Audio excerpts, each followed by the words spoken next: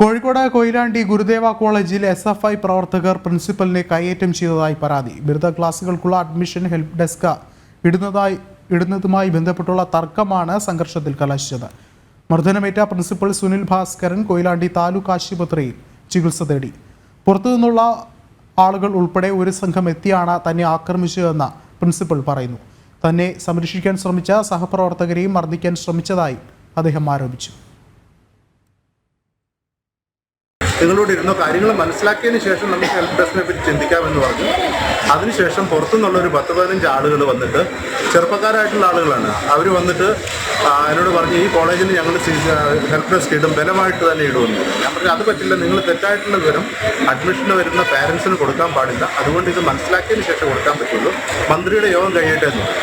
ആ നേരം കൊണ്ട് കൈ ഉയർത്തി എന്നെ അടിക്കാൻ വന്നു.